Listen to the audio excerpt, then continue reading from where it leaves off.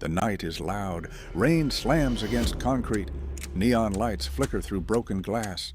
A black suit moves through chaos, calm, precise, unstoppable.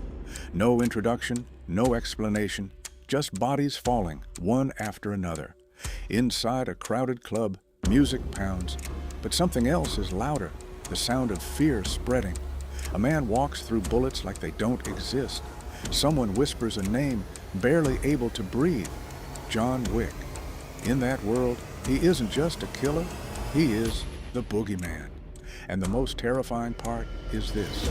Most of his enemies don't even realize what's happening until the idea has already taken control of their mind. Fear, panic, surrender. Because the most powerful weapon in that moment is not the gun in his hand.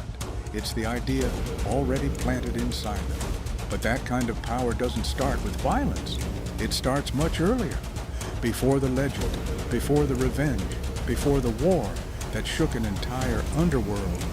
There was silence, a quiet house, a grieving man.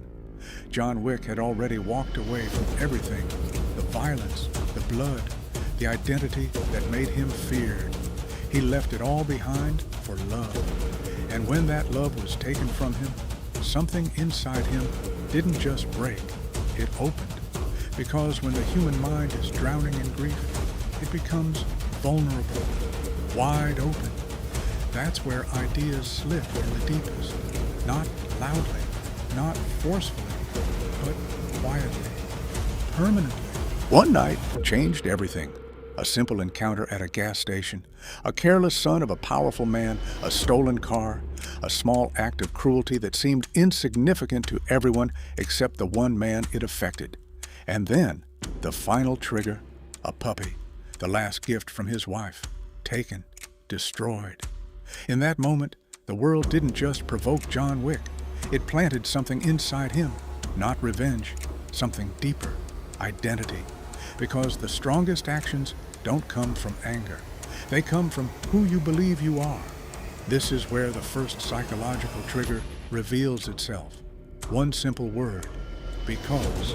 It sounds harmless, almost invisible. But studies in behavioral psychology show that when people hear a reason, even a weak one, they are far more likely to comply. And in John Wick's world, this didn't need explanation. Stay away, because that's John Wick. That single word carried weight. It didn't argue. It didn't convince. It simply planted certainty. And certainty spreads faster than fear. But arrogance ignores patterns. And the boy who crossed that line didn't understand the psychology behind the name. He saw a man, not the idea attached to him. And that mistake ignited something unstoppable. When John Wick stepped back into that world, it wasn't just a return. It was a shift in power. People didn't question him. They adjusted around him. And that leads to the second phrase, the one that seems weak but holds quiet control. I need your help.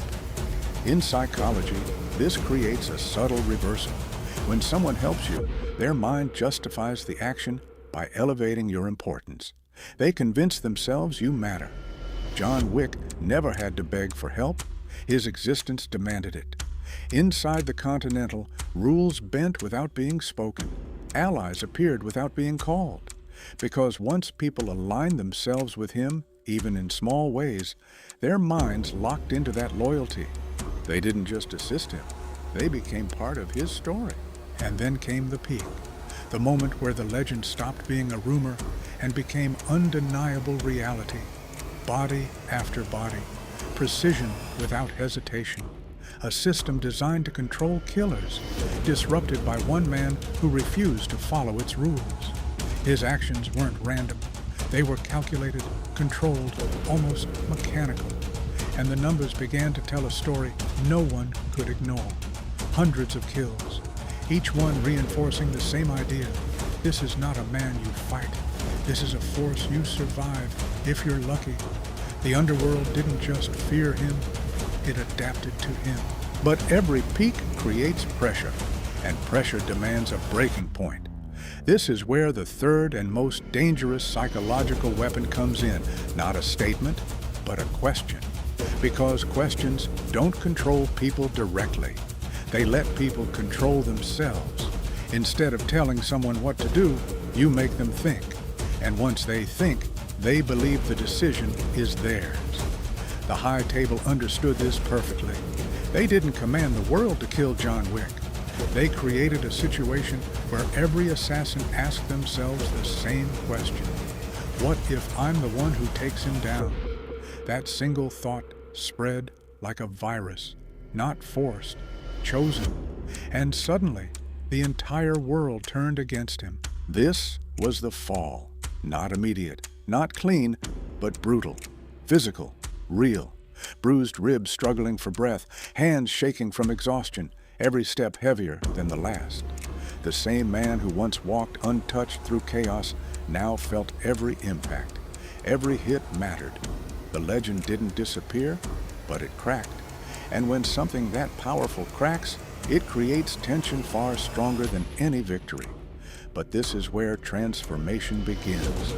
Because when identity is attacked, the human mind doesn't just break, it rebuilds. Stronger, sharper, more focused. John Wick didn't fight to survive. He adapted to become something beyond survival. The scale grew, the war expanded. What started as a personal loss turned into a global shift in power. Cities became battlegrounds. Systems collapsed under pressure. And through all of it, one thing remained constant: the idea of John Wick.